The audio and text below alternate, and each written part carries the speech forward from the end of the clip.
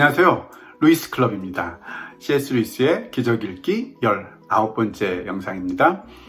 이번 영상부터 8장 기적과 자연법칙 계속 읽어가면서 나누어 보도록 하겠습니다. 8장 기적과 자연법칙. 이는 참으로 기이한, 더없이 기이한 일이로다. 미스티가 먹는 것은 모두 미스티로 변한다는 것. 메이어. 지금 C.S. 루이스는 메어라는 사람의 시를 인용함으로써 이 장을 시작하고 있는데요. 메어는 우리가 늘상 대하기에 너무나 자연스럽고 평범하게 느끼는 이 먹는다는 현상을 조금 시각을 바꾸어서 그 안에 있는 어떤 신비적인 의미를 끌어내려고 하고 있는데요. 메어가 이야기하고 싶었던 것은 사과라는 그런 어떤 정체성을 가진 원자들의 조합이 미스티라는 어떤 정체성을 가진 그런 원자들의 조합으로 먹는다는 현상을 통해서 그 정체성이 변환되어 가는 그런 신비한 변환의 과정으로 우리가 볼 수 있지 않느냐라는 이야기를 하고 있는 것 같습니다. 기적과 자연법칙의 사이의 관계를 이해함에 있어서 이런 식의 의미가 어떤 연관이 있는지 장의 내용을 또 읽어가면서 같이 나누어 보도록 하겠습니다. 과학의 진보가 기적을 불가능한 것으로 밝혀주었다는 대중적이고 흐리멍덩한 생각에 기초한 여러 반박을 논파해온 우리는 이제 기적이라는 주제를 좀 더 깊은 수준에서 다룰 수 있게 되었습니다. 진짜 문제는 자연의 성격 자체가 초자연적 간섭을 받는 것이 불가능한 것은 아닌지입니다. C.S. 루이스는 과학의 진보, 즉 새로운 자연의 규칙적인 현상인 자연 법칙들이 더 많이 발견이 돼 가고 또 우주의 크기 같은 것들이 더 정확하게 계산되어 가는 이런 식의 과학의 진보의 과정이 기적은 불가능한 것이다 라는 것을 증명하게 되었다라는 생각은 대중적인 흐리멍텅한 생각일 뿐이다 라고 이야기합니다. 그리고 그것을 지금까지 논증해 왔다는 거죠. 그래서 이제부터는 진짜 문제, 즉 초자연의 근거를 가지고 있는, 즉 초자연의 간섭으로 생겨난 자연이라는 하나의 그 시스템이 이제 더 이상 초자연의 간섭을 받지 않는 형태로 창조되었는가, 아니면 아직도 그 간섭을 받을 수 있는 그런 상황인가, 그 문제를 따지는 것이 진짜 문제다라고 이야기하고 있습니다. 자연이 규칙적이라는 사실은 일반적으로 이미 알려져 있습니다. 자연은 일정한 법칙에 따라 움직이며 그중 많은 것이 발견되었으며 그것들은 서로 맞물려 있습니다. 이번 장에서는 이러한 법칙을 지키는 데 있어서 자연이 범하는 실패나 부정확성 문제, 우발적인 변이 문제는 논외입니다.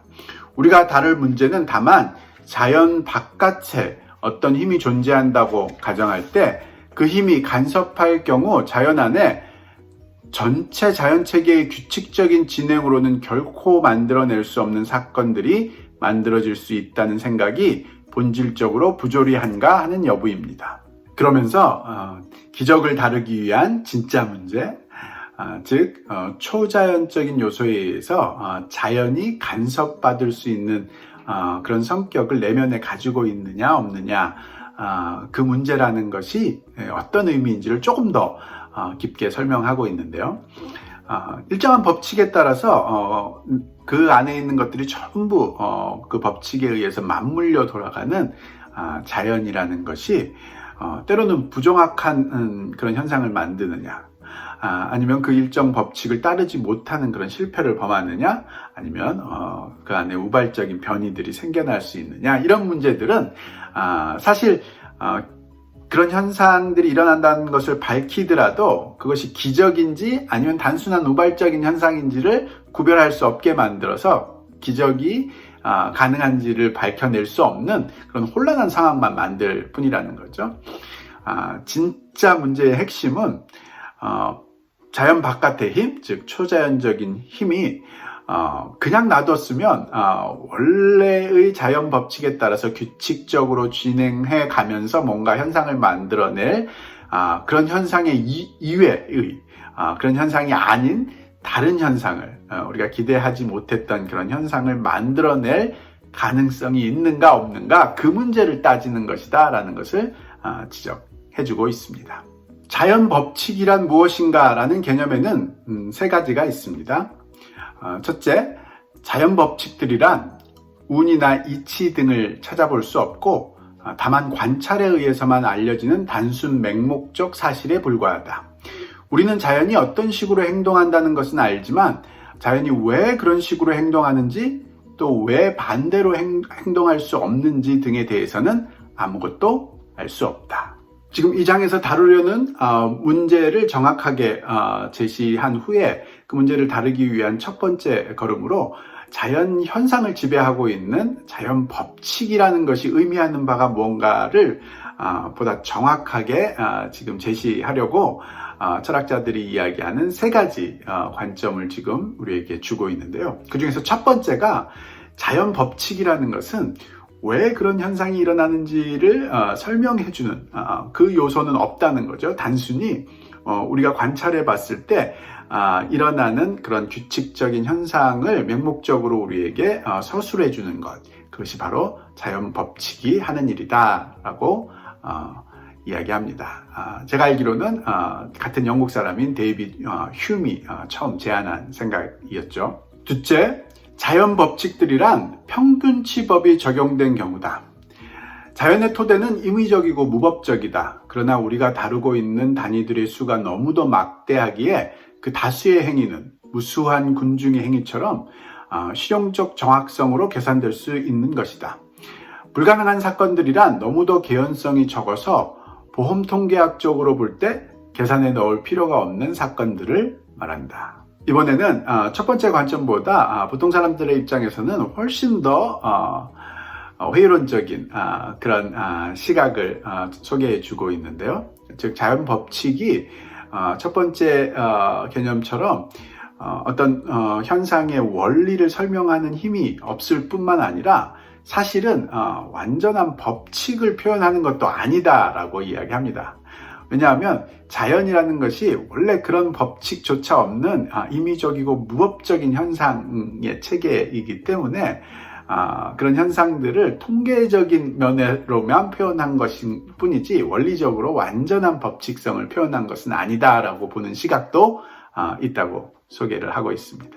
셋째, 물리학의 근본 법칙은 실제로는 수학의 진리들처럼 소위 필연적인 진리들, 우리가 분명히만 이해한다면 그 반대는 무의미한 난센스일 뿐임을 알 수 있는 그런 것이다.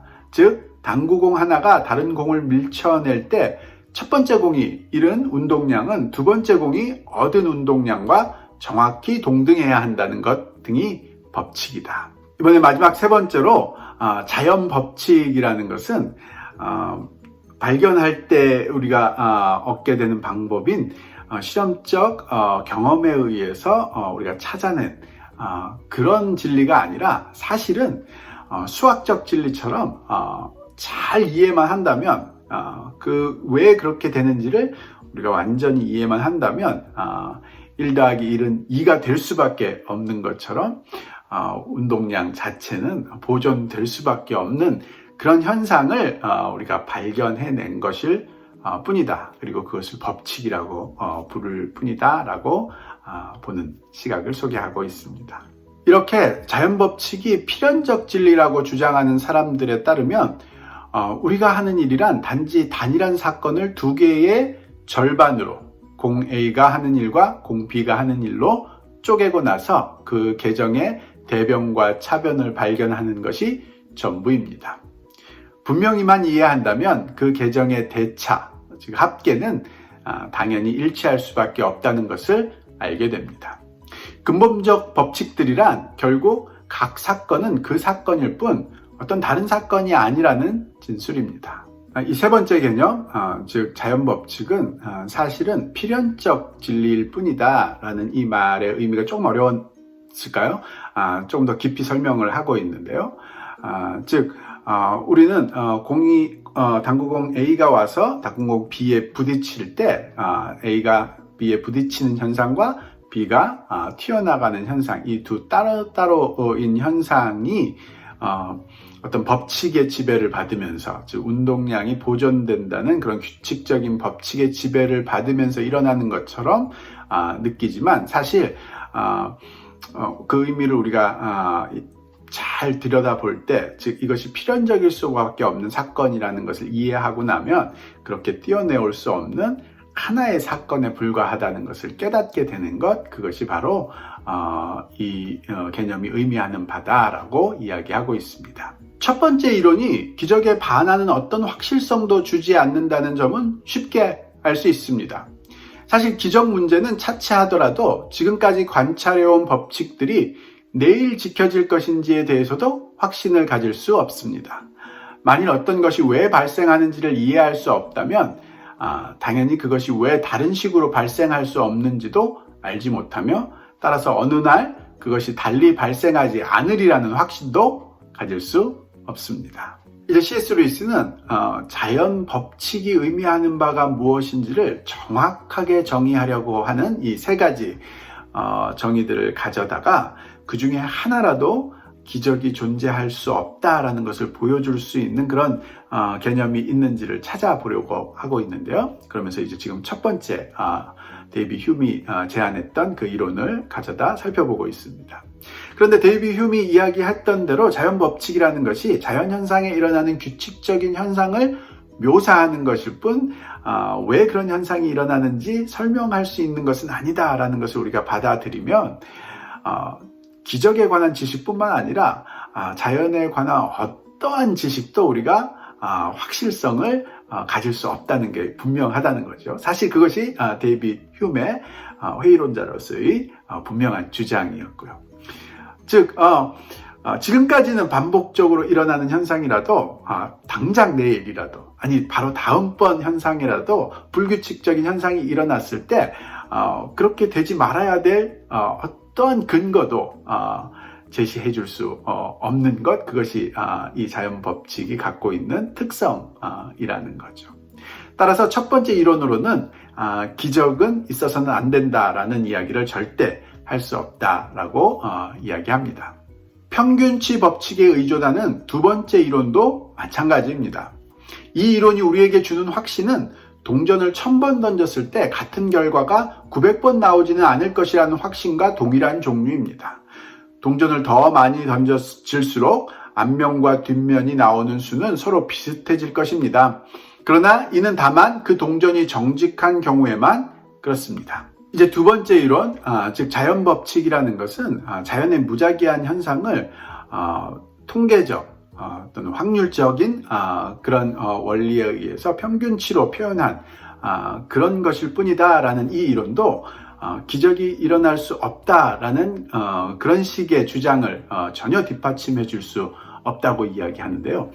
우선 평균치 법칙으로서의 이 자연 법칙이 의미하는 바는 동전이 있을 때 그것을 수만 번, 수억 번 던지면 앞면과 뒷면이 5대5로 나올 것이다 라는 그 확신을 주는 것이다 라는 설명으로 시작을 하고 있습니다.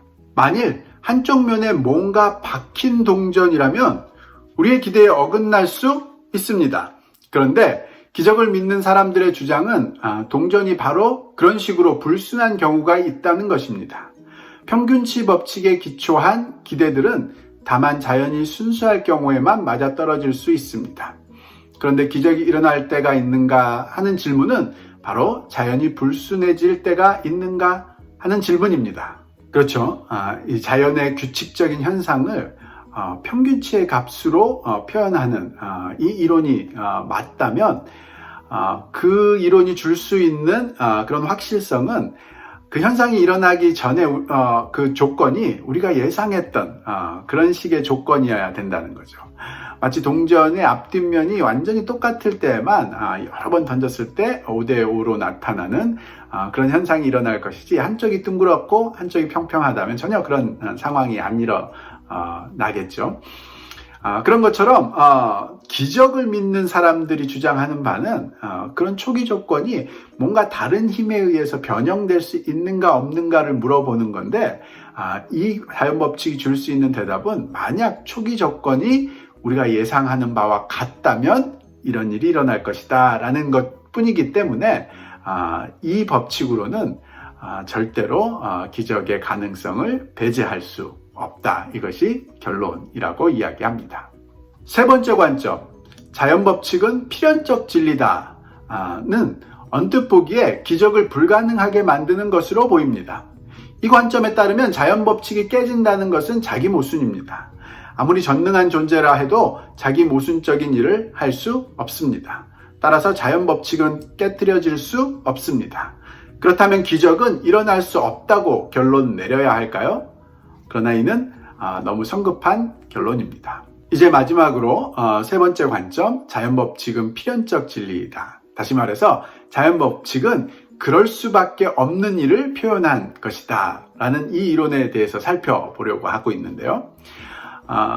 C.S. 루이스는 필연적 진리, 즉 그럴 수밖에 없는 일은 전능성에 의해서도 깨지지 않는다라고 보는데요. 왜냐하면 필연적 진리가 깨진다는 것은 자기 모순을 의미하고 자기 모순은 전능성에 절대 포함될 수 없다라고 보는 것이 C.S. 루이스의 관점입니다. 그렇다면 이 이론, 즉 자연법칙은 필연적 진리다라는 말이 맞다면 기적은 일어날 수 없다라고 보는 것이 올바른 결론일까? 라고 되물으면서 그렇다 하더라도 그런 결론은 성급한 결론일 수 있다라고 이야기하는데요. 왜 그런지 계속 쫓아가 보도록 하겠습니다. 물론 그 당구공들이 어떤 특정 방식으로 행동할 것이라는 점은 분명합니다. 만일 1실링을 두 사람에게 균등하지 않게 나눠줄 경우 A가 받는 액수는 반 실링을 초과할 수밖에 없고 B가 받는 액수는 정확히 그 초과분 만큼 반 실링에 못 미칠 수밖에 없는 식으로 말입니다. 그러나 이는 만약 A가 그 순간 날렵한 손놀림으로 B의 돈 일부를 가로채는 일이 일어나지 않는다면 그런 것입니다. 마찬가지로 두 당구공에 무슨 일이 일어날지를 아는 것은 만일 다른 일이 간섭하지 않는다는 조건에서 그런 것입니다. 지금 두 가지 예시를 들면서 조금 길게 설명하고 있는 것 같지만 그 핵심은 아주 간단하고 분명하다고 보여지는데요. 자연법칙이 필연적 진리를 표현하는 그런 법칙이다 할지라도 그것이 표현하려고 하는 것이 우리가 예측하는, 우리가 기대하는 그 조건 하에서 일어나는 현상이 어떤 것일 것이다 라는 것을 표현하는 것이라는 거죠. 즉 만약에 우리가 기대하지 못했던 그런 조건들이 끼어든다면 아무리 필연적 진리를 표현하는 자연법칙이라 할지라도 그것이 예상치 못했던 그런 결과를 보여줄 수 있느냐 없느냐 이 문제에 대해서는 조금 다른 것이다 라는 이야기를 하려고 한다고 보여지는데요. 계속 읽어가 보도록 하겠습니다. 만약 한 공이 울퉁불퉁한 바닥 위를 지나가고 다른 공은 그렇지 않다면 그 공의 운동은 여러분이 기대했던 식으로 그 법칙을 예증해 주진 않을 것입니다. 물론 바닥의 울퉁불퉁한 부분 때문에 생겨난 결과는 어떤 다른 식으로 그 법칙을 예증해 주는 것이겠으나 아무튼 본래의 예측은 빗나가게 될 것입니다. 또 만일 제가 당구채를 낚아채서 그 공들 중 하나의 힘을 더 가하면 또 다른 결과를 얻을 것입니다. 이 세 번째 결과 역시 물리법칙을 예증하는 것이나 이 또한 여러분의 예측은 빗나가는 것입니다. 그렇죠? 두 당구공이 부딪히는 현상을 운동량 보존의 법칙이라는 자연법칙으로 아주 필연적인 결과들을 아주 잘 설명해 왔다 할지라도 한 공이 울퉁불퉁한 면을 지나와서 부딪힌다거나 아니면은 그 공이 지나는 동안에 힘을 더 가해줬다거나 하면은 운동량 법칙으로만은 예측할 수 없는 현상들이 다른 법칙들이 끼어들면서 생겨날 것이다. 즉 우리가 생각했던 지금 우리가 갖고 있는 자연법칙이 보여주는 예상하는 그런 현상이 아닌 그런 결과가 일어날 것이다 라는 것은 너무나 자명한 이야기입니다. 말하자면 제가 실험을 망친 것입니다. 모든 간섭은 그 법칙이 그대로 옳다는 것을 보여줍니다. 그러나 어떤 주어진 경우에 무슨 일이 일어날 것인지에 대한 예측은 무엇이든 다른 것들이 동일하다면, 다른 간섭이 없다면 같은 조건 하에서 이루어집니다. 어떤 주어진 경우에서 다른 것들이 과연 동일할지, 간섭이 일어날 것인지 하는 여부는 또 다른 문제입니다. 즉, 필연적 진리를 표현하는 자연 법칙이라 할지라도 그 법칙이 우리에게 주려는 지식은 조건이 우리가 기대하는 바와 똑같을 경우에 어떤 현상이 일어날 것인가를 예측해 주는 것인데, 그 조건이 바뀌어지면 그 예측과는 전혀 다른 현상이 일어난다는 거죠. 그때 원래 그 법칙이 깨져버린 것이 아니라 하나도 깨지지 않은 원래 그 법칙 그대로의 다른 종류의 법칙들이 끼어든 것일 뿐이다.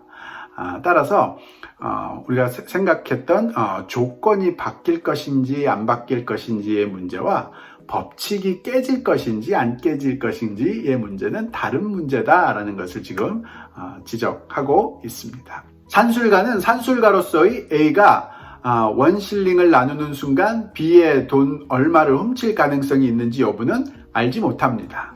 그런 문제는 범죄학자에게 물어봐야 할 것입니다. 물리학자로서는 제가 당구채를 낚아채서 당구공 실험을 망칠 가능성이 있는지에 대해서는 알지 못합니다. 그런 문제에 대해서는 저를 아는 누군가에게 물어봐야 할 것입니다. 마찬가지로 물리학자는 어떤 초자연적인 힘이 간섭할 가능성이 있는지에 대해서는 알지 못합니다. 이 문제에 대해서는 형이상학자에게 물어봐야 할 것입니다. 즉, 자연 법칙이 수학적 진리처럼 필연적인 진리를 표현하는 그런 법칙이라고 할지라도 그 초기 조건이 변할지 간섭받을지 안 그럴지에 대해서는 물리학자나 또는 수학자가 설명할 수 있는 그런 부분이 아니라는 거죠. 그 부분은 오히려 형이상학자에게 물어봐야 될 부분이다라고 이야기하고 있습니다. 그러나 물리학자는 물리학자로서 만일 당구공들이 자연적인 것이든 초자연적인 것이든 그가 고려하지 않았던 어떤 작인에 의해 간섭을 받는다면 그것들의 행위는 그가 기대했던 것과 다를 수밖에 없다는 것을 알고 있습니다. 이는 그 법칙이 틀렸기 때문이 아니라 옳기 때문에 그런 것입니다. 이렇게 법칙에 대해 더 확신하면 할수록 새로운 요소들이 도입된다면 그 결과는 달라질 수밖에 없다는 점을 좀 더 분명히 알게 됩니다. 우리가 물리학자로서 알 수 없는 것은 초자연적인 힘이 그 새로운 요소들 중에 하나일 가능성이 있는가 하는 것입니다. 지금 문제의 핵심을 아주 간단하게 잘 정리해서 드러내고 있다고 보여지는데요. 물리학자들, 즉 과학자들이 자신들이 발견하는 자연 법칙이 자연 현상의 필연적인 진리를 표현하는 것이다 라는 사실을 확실히 보여주면 보여줄수록 만약에 그런 현상이 일어나게 하는 그 초기 조건이 어떤 것의 간섭에 의해서 변화를 받았을 때는 그 자연 법칙이 예측하는 것과는 전혀 다른 현상이, 다른 결과가 일어날 것이다 라는 것을 더 확실히 보여주는 그런 상황이다 라는 것을 이야기하고 있습니다. 따라서 기적이라는 것이 어떤 현상이 일어나는 그 조건이 초자연에 의해서 간섭받을 수 있는가 없는가에 대한 질문이기 때문에 기적이 일어났다고 해서 그런 필연적 진리를 표현하는 그 자연 법칙이 깨졌다라는 뜻이 아니라는 거죠. 그리고 이 질문에 대한 답, 즉 어떤 현상의 초기 조건이 다른 초자연적인 힘에 의해서 간섭받을 수 있는가 없는가 하는, 기적이 일어날 수 있는가 없는가 하는 그 질문에 대한 답은 물리학자가 줄 수 있는 것이 아니다라고 이야기합니다. 이 문제에 대해서 다음 영상에서 계속 이어서 나누어 가도록 하겠습니다.